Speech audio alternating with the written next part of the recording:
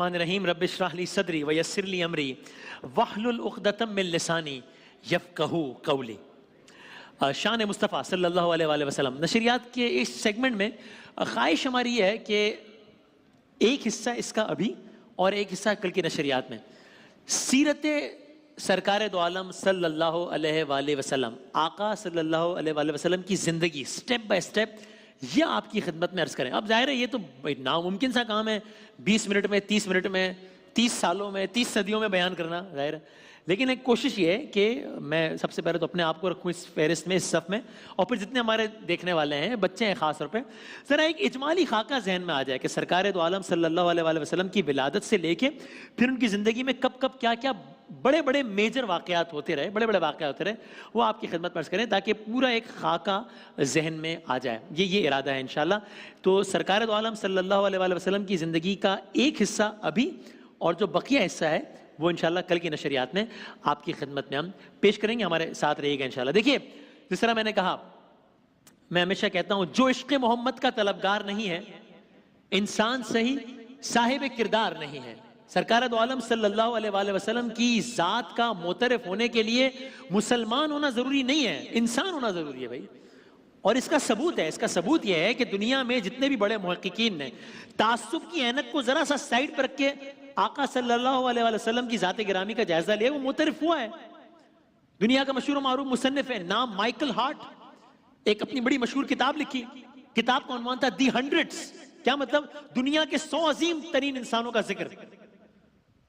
اس مسلمان نہیں تھا، اس بات پر مجبور ہوا کہ محمد مصطفیٰ صلی اللہ علیہ وآلہ وسلم کو ان تمام لوگوں میں پہلا نمبر دیا جائے، دنیا کی سب سے پر اثر شخصیت۔ تو اب آئیے سرکار کی زندگی کے چیپٹرز کوئکلی۔ پیدائش، اب کاش دامن وقت میں گنجائش ہوتی، جو کہ نہیں ہے، ظاہر ہے یہ تو ایسا موضوع کہ صدیاں گزر جائیں، ورنہ آقا کی آمد کے کیا واقعات ہیں، آقا کی آمد کے سے پہلے کے کیا واقعات ہیں، آقا کے آنے کے بارے میں کس کس مقدس کتاب میں کن کن الفاظ میں کیا کیا لکھا ہے، کس کس ہستی نے اپنے اپنے زمانے کی کیا کیا کہہ دیا تھا کہ ایک زمانے میں ایک نبی آئے گا، وہ سب ابھی بیان کرنے کا وقت نہیں ہے، ابھی تو ہم موٹی موٹی باتیں کر رہے ہیں، سیلینٹ فیچرز۔ آئیے پیدائش، مکے میں پیدا ہوتے ہیں سرکار دو عالم صلی اللہ علیہ وآلہ وسلم، ظاہری طور پر اس دنیا میں آتے ہیں، ورنہ ظاہر ہے نور تو صبح بھی موجود تھا جب آدم مٹی اور پانی کے درمیان تھے۔ جب آقا مکے میں پیدا ہوتے ہیں تو اس وقت عالم کا کیا نقشہ ہے، سپر پاورز کی بات ہوتی ہے نا، آج بھی یونیپولر ہے دنیا، ایک سپر پاور ہے امریکہ ہے، اس سے پہلے 2 تھے، سوویت یونین، وہ سارا اس زمانے میں جائیے، آج سے تقریباً 1400 سال پہلے جائیے، آقا جب مکے میں پیدا ہوئے اس وقت دنیا میں 2 سپر پاورز تھیں، قیصر و کسرا، آپ نے سنا ہے نا نعتوں میں اور ہر جگہ، یہ صرف جوانوں کے لیے، بچوں کے لیے، بزرگ تو سب جانتے ہیں۔ 2 سپر پاورز قیصر و کسرا، قیصر روم، قیصر یعنی روم، کسرا ایران۔ آپ نے سنا ہے یہ بھی کہ جب آقا صلی اللہ علیہ وسلم کی پیدائش ہو رہی تھی تو کسرا کے جو ایوان تھے بڑے بڑے، وہ سارے واقعات ہوئے تھے، تو یہ وہی، تو پوری دنیا اس وقت 2 حصوں میں بٹی ہوئی تھی، قیصر و کسرا، روم و ایران، ان کی غلام تھی۔ تو ماجرا کیا تھا؟ ماجرا یہ تھا کہ پوری دنیا پر قانون کی حکمرانی نہیں تھی، طاقت کی حکمرانی تھی، یعنی ایک اللہ کی، ایک آسمانی اللہ کی زمین پر بے شمار زمینی خداؤں نے اپنی اپنی خدائیاں قائم کی ہوئی تھی، اور انسانوں کو ان جھوٹے خداؤں سے نجات دینے کے لیے اللہ تعالیٰ نے اپنے رسول کو بھیجا۔ ٹھیک، سرکار دو عالم کب آئے، کون سا سال تھا؟ یہ وہ سال تھا کہ جب ابرہہ کا واقعہ ہوا، یہ ایک ہی سال ہے سرکار دو عالم صلی اللہ علیہ وآلہ وسلم کی آمد کا۔ کیا ہوا تھا؟ سورہ فیل آپ سب کے ذہن میں ہے، کیا ہوا؟ ایک زمینی خدا ہے، نام ہے ابرہہ، طاقت کے نشے میں چور ہے، اللہ کے گھر کو مسمار کرنے کا فیصلہ کرتا ہے، کعبہ کو ڈھانے کا فیصلہ کرتا ہے، کیا کرتا ہے پھر؟ اپنے ہاتھیوں کے لشکر کے ساتھ، ہاتھیوں کی فوج کے ساتھ مکے پر حملہ آور ہونے کی کوشش کرتا ہے۔ واقعہ تفصیل میں جانے کا وقت نہیں ہے، ادھر ابرہہ اپنے ہاتھیوں کو کعبہ ڈھانے کا حکم دیتا ہے، ادھر رب کعبہ کیا کرتا ہے؟ رب کعبہ معمولی جسامت کی ابابیلوں کو حکم دیتا ہے کہ وہ لشکر والوں کو بتا دیں کہ آسمان والا اپنے گھر کی حفاظت کو اور اپنے گھر کو گرانے کی بدنیت کی سزا دینے والوں کو کافی ہے۔ پھر کیا ہوتا ہے؟ ادھر ابابیلوں کے جھنڈ روانہ ہوتے ہیں، یہاں ہاتھیوں کا لشکر آ رہا ہے، لیکن اب یہ ہاتھیوں کا لشکر اچانک رک جاتا ہے۔ ہاتھیوں کا یہ لشکر آگے بڑھنے پر آمادہ نہیں ہوتا۔ ہاتھیوں کے اس لشکر کو جب کعبے کی جانب بڑھایا جاتا ہے تو یہ آگے نہیں بڑھتے، 100 جتن کیے جاتے ہیں، مگر ابرہہ کا ہاتھی کعبے کی طرف نہیں بڑھتا۔ دائیں کی طرف دوڑاؤ، دوڑ پڑتا ہے، بائیں طرف دوڑاؤ، دوڑ پڑتا ہے، کعبے کی طرف دوڑاؤ، نہیں دوڑتا۔ ابھی یہ ششو پن جاری ہے، کتنے میں منظر تبدیل ہوتا ہے۔ اب کیا ہوتا ہے؟ ادھر ہاتھی ہیں، وہاں چھوٹے چھوٹے پرندے ہیں، یہاں بڑے بڑے ہاتھی ہیں، یہاں زمینی خدا ہے، اس کا بڑا لشکر ہے، وہاں چھوٹے چھوٹے پرندے ہیں، لیکن منظر تبدیل ہوتا ہے۔ کیا ہوتا ہے؟ آسمان ننھے ننھے پرندوں سے بھر جاتا ہے۔ ان ننھے ننھے پرندوں کی چونچیں اور ان ننھے ننھے پرندوں کے پنجے کنکریوں سے مسلح ہوتے ہیں۔ بس ہر پرندہ کچھ نہیں کرتا، بظاہر ایک بڑا سادہ سا کام کرتا ہے۔ کیا کرتا ہے؟ ہر پرندہ ایک سپاہی کو تاکتا ہے، اس کے سر پر پہنچتا ہے، بم نما کنکریاں چھوڑ دیتا ہے، کنکریاں سر پر گرتی ہیں، پیر سے نکلتی ہیں، نہ کسی کو سوچنے کا موقع ملتا ہے، نہ کسی کو سمجھنے کا موقع ملتا ہے، پوری فوج گوشت کے لوتھڑوں میں تبدیل ہو جاتی ہے۔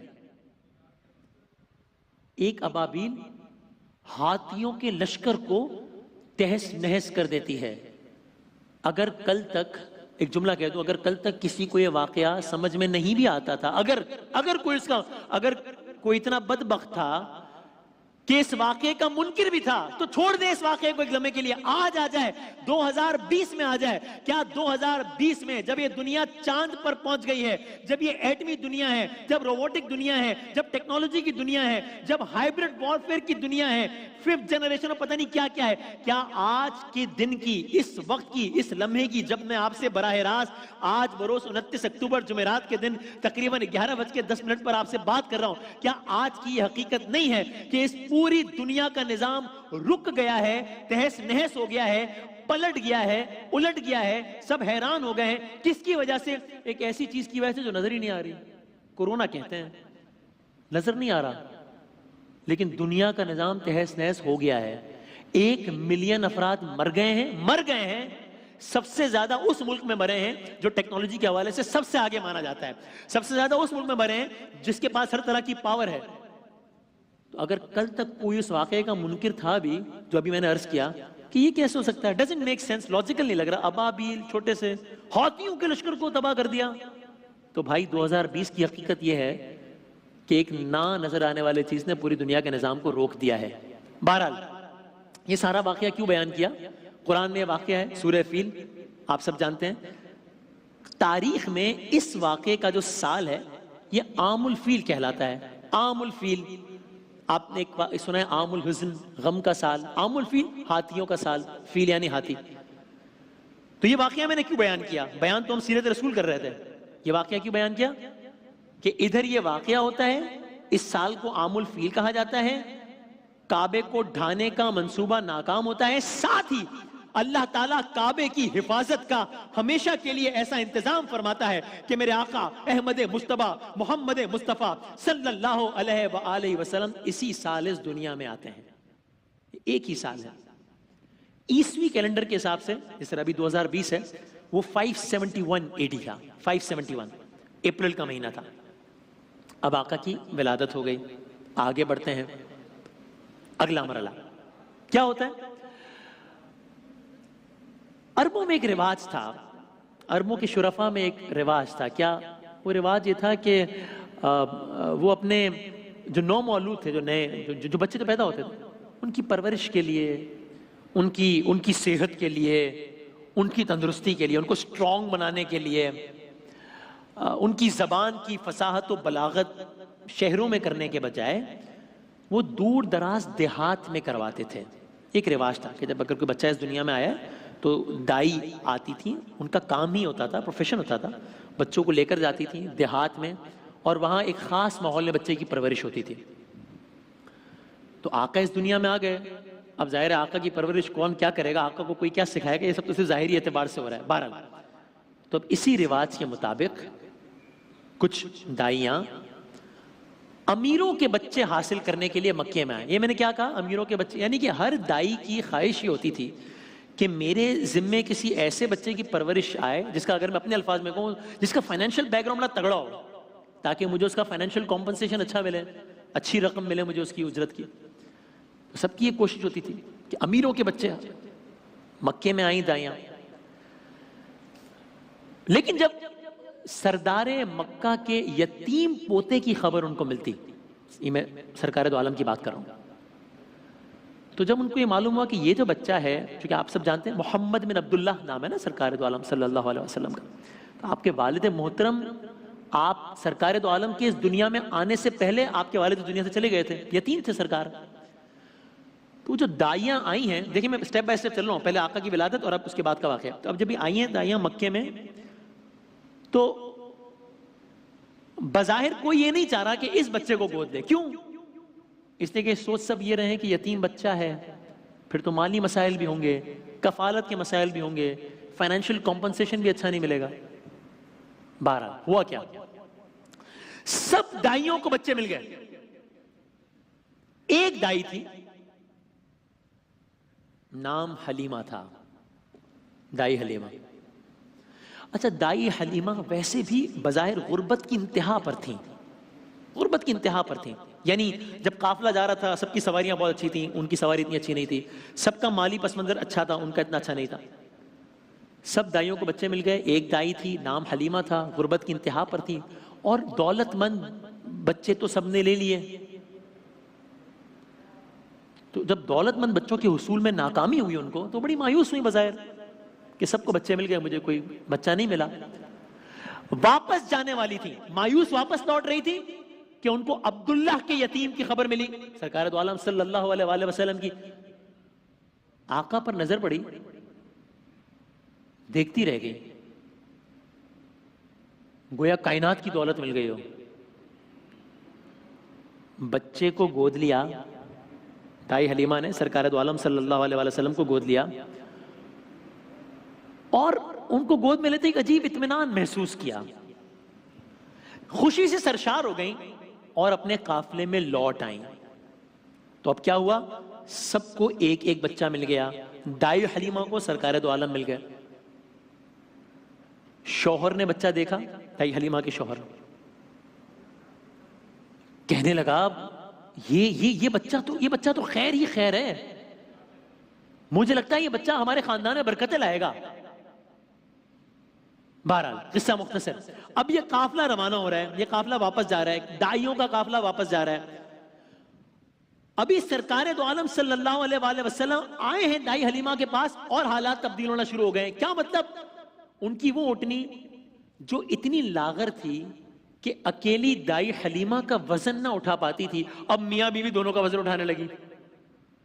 ان کی وہ اٹھنی کہ جس کے پیچھے رہ جانے کی شکایت کرتے تھے ہمیشہ قافلے والے، قافلہ ساتھ چلتا تھا، ان کی اٹھنی پیچھے رہ جاتی تھی کہ بہت لاغر تھی، تندرست نہیں تھی، قافلے والے شکایت کرتے تھے یہ اس اٹھنی کیا مسئلہ ہے۔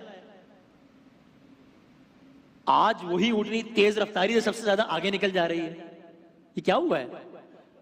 یہاں تک کہ آہستہ آہستہ ہر طرف چرچا ہو گیا کہ بھئی حلیمہ کا بچہ برکت والا ہے، حلیمہ کی گود میں جو بچہ آیا ہے نا، یہ کوئی عام بچہ نہیں ہے، اس بچے کے آتے ہی حلیمہ کے حالات تبدیل ہو رہے ہیں، حلیمہ کا بچہ برکت والا ہے۔ بنو سعد کے قبائل میں خاندان حلیمہ تمام مصروفیات ترک کر کے آمنہ کی جائے کی خدمت اور حفاظت میں مصروف ہو گئے۔ اب جناب حلیمہ سرکار دو عالم کی پرورش کر رہی ہیں، اور بہت سارے واقعات میں ان کو اسکپ کرتا ہوں۔ بچے کی برکت سے خاندان کی جو تمام تر جو مشکلات ہیں وہ بھی دور ہو رہی ہیں،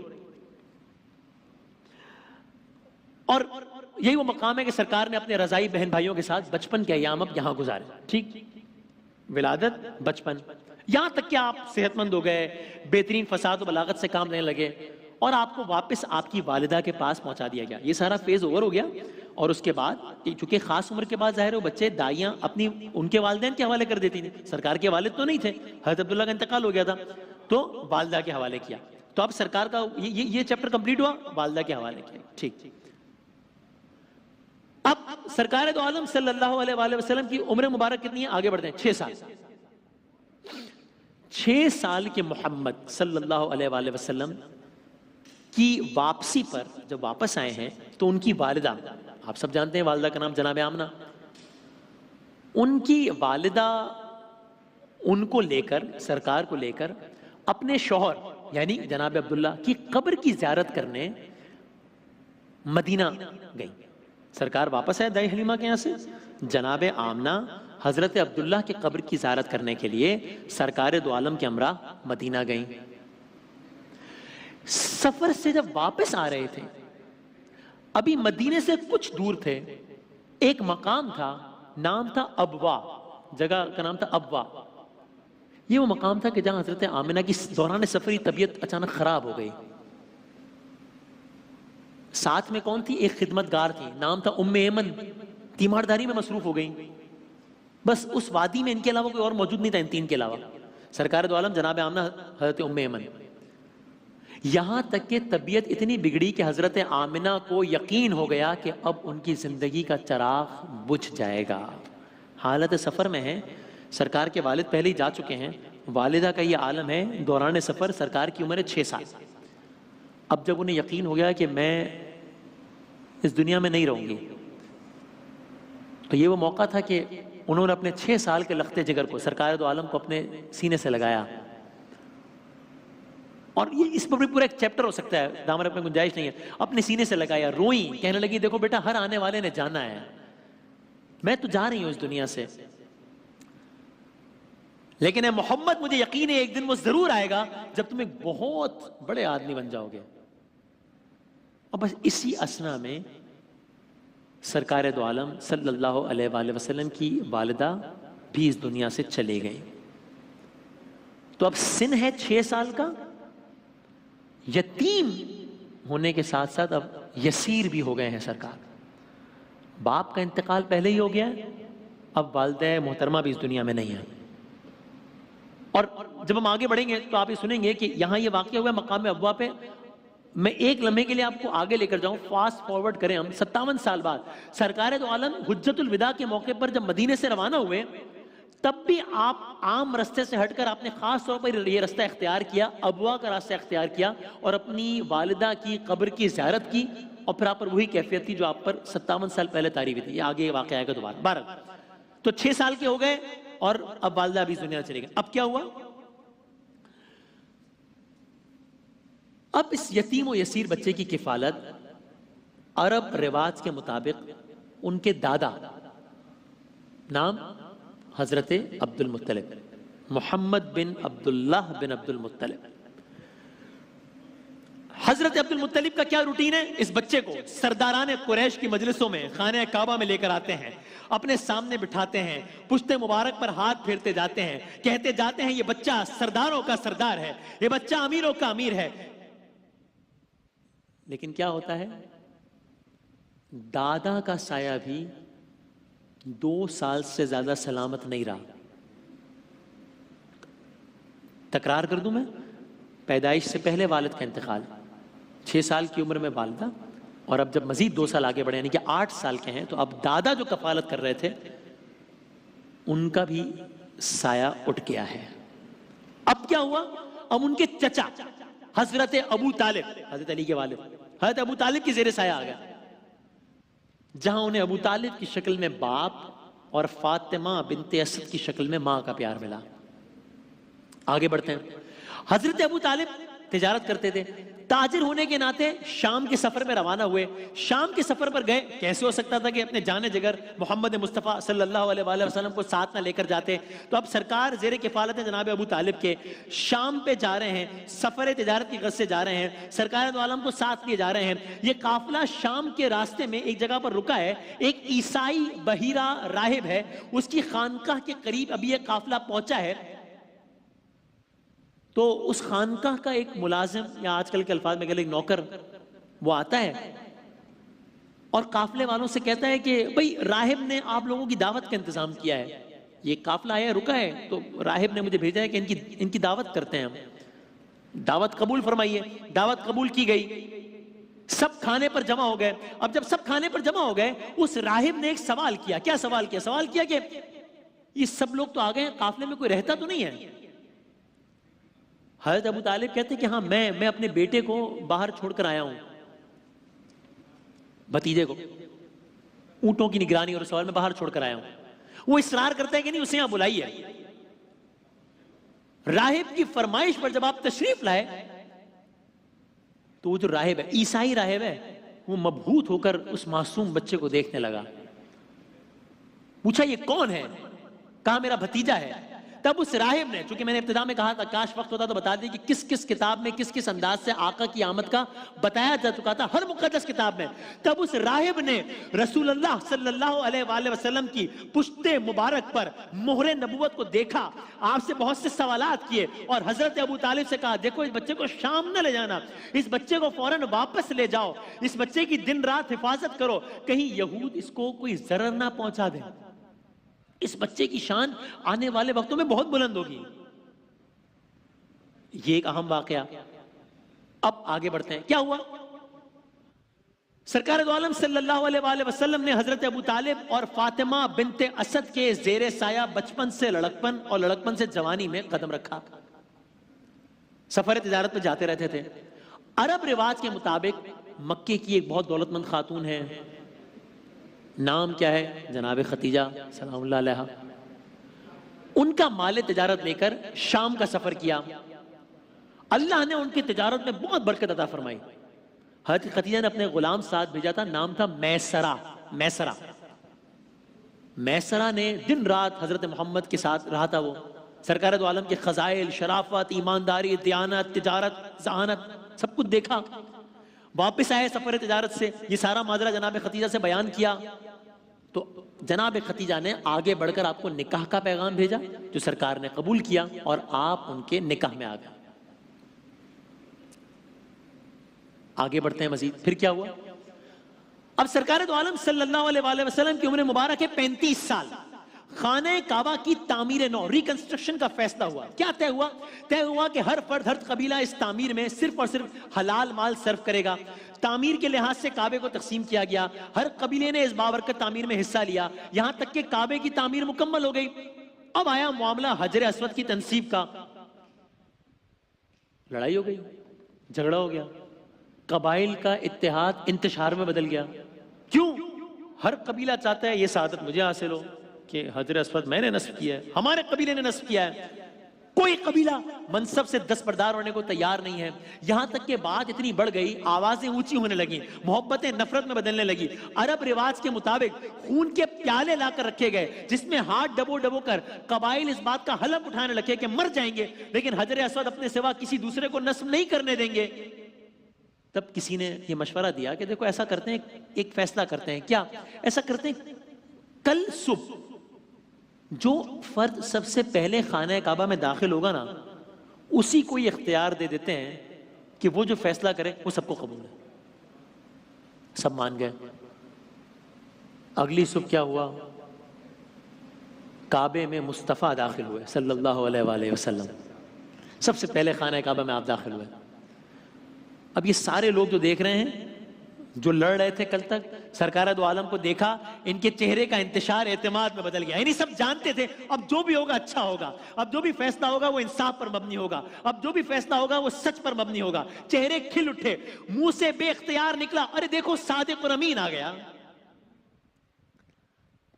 عمر مبارک کتنی ہے؟ ابھی 35 سال ہے. صادق اور امین کے حکم پر ایک آپ نے فیصلہ فرمایا. کیا فیصلہ فرمایا؟ آپ کے حکم پر ایک بڑی سی چادر لائی گئی, حجر اسود کو اس چادر پر رکھا گیا. تمام قبائل کے سرداروں نے اس چادر کو اپنے ہاتھوں سے تھاما آقا کی تجویز کے مطابق, اور اس مقام تک لے گئے جہاں حجر اسود کو نصب کرنا تھا. اور جب اس مقام پر آ گئے تو سرکار دو عالم نے حجر اسود کو اپنے ہاتھوں سے اٹھایا اور نصب کر دیا. یوں اس ممکنہ انتشار کو آپ نے آسانی سے ختم کر دیا کہ سب کو کہا سب چادر کا ایک ایک کونا تھام لو, حجر اسود کو اٹھا لو, اور پھر خود تنصیب کر دی. اچھا یاد رکھیے گا کہ یہ سارے کے سارے جو واقعات بشمول اس واقعے کے, یہ ابھی سرکار دو عالم کی نبوت سے پہلے کا واقعہ ہے. ابھی تک نبوت کا بظاہر اعلان نہیں کیا ہے آپ نے، اعلان نہیں کیا ہے، اور لوگ آپ کو صادق کہہ رہے ہیں، لوگ آپ کو امین کہہ رہے ہیں۔ اب کیا ہوتا ہے؟ بس آج کے تک یہ آخری واقعہ۔ اب سرکار دو عالم صلی اللہ علیہ وآلہ وسلم کا لائف پیٹرن بظاہر ایک تبدیل ہو رہا ہے۔ کیا ہو رہا ہے؟ معاشرے سے آپ ذرا کنارہ کش رہتے ہیں، ذرا تنہائی میں رہتے ہیں، یہاں تک کہ مکے کے قریب ایک پہاڑ ہے، پہاڑ کے اندر ایک غار ہے، غار کا نام ہیرا ہے، غار ہیرا ہے۔ آپ وہاں جاتے ہیں، وہاں طویل دورانی کا قیام کرتے ہیں، وہیں اپنا کھانا پانی لے جاتے ہیں، یا کبھی کبھی جناب خدیجہ سلام اللہ علیہ وہاں پر کھانا پانی پہنچا دیتی ہیں۔ یہ سلسلہ جاری رہتا ہے روز و شب، یہاں تک کہ دیکھیے ساری لائف لائن آپ کے ذہن میں رہے، ولادت سے لے کے اب تک کی۔ ولادت، جناب دائی حلیمہ کا واقعہ، والد کا انتقال پہلے ہو گیا، والدہ کا انتقال، دادا کا انتقال، پھر حضرت ابو طالب، وہ سارے واقعات، پھر نکاح، پھر یہ خانہ کعبہ کا واقعہ، اور اب اعلان نبوت ہو رہا ہے، اور آج کی تک یہ آخری واقعہ ہے۔ تو غار ہرا میں جاتے ہیں، جناب خدیجہ کھانا پانی لاتی ہیں، کبھی خود لے کر جاتے ہیں، یہاں تک کہ وہ دن آتا ہے کہ جب ایک دن حضرت جبرائیل پہلی وحی لے کر آپ پر نازل ہوتے ہیں، اقرا بسم ربک الذی خلق، پہلی وحی نازل ہوتی ہے، اور آپ پر ایک کیفیت ہوتی ہے۔ گھر واپس تشریف لاتے ہیں اور جناب خدیجہ سے کہتے ہیں کہ مجھے اڑا دو، مجھے اڑا دو۔ جناب خدیجہ پوچھتی ہیں یہ کیا ماجرا ہے، یہ کیا واقعہ ہے، یہ کیا کیفیت ہے؟ سرکار دو عالم سارا واقعہ بتاتے ہیں۔ بس سرکار دو عالم صلی اللہ علیہ وآلہ وسلم پر اب نبوت کی بھاری ذمہ داری آن پڑی ہے کہ جس کے بعد اب آپ نے دن دیکھا، نہ رات دیکھی، نہ صبح دیکھا، نہ شام دیکھی، نہ سکون دیکھا، نہ آرام دیکھا۔ اب آپ ایک ایک کے پاس جاتے ہیں، ایک ایک سے ملتے ہیں، اور اس تک اللہ تعالیٰ کا پیغام پہنچاتے ہیں۔ یہ سرکار کی ولادت سے لے کر اعلان نبوت تک کا اپنے زندگی کا حصہ سنا، سیرت مبارکہ سنا۔ یہاں سے آگے کے واقعات کیا رہے کل بیان کریں گے، کل کی نشریات میں انشاءاللہ۔ ایک وقفے کے بعد شان مصطفیٰ صلی اللہ علیہ وآلہ وسلم جاری ہے۔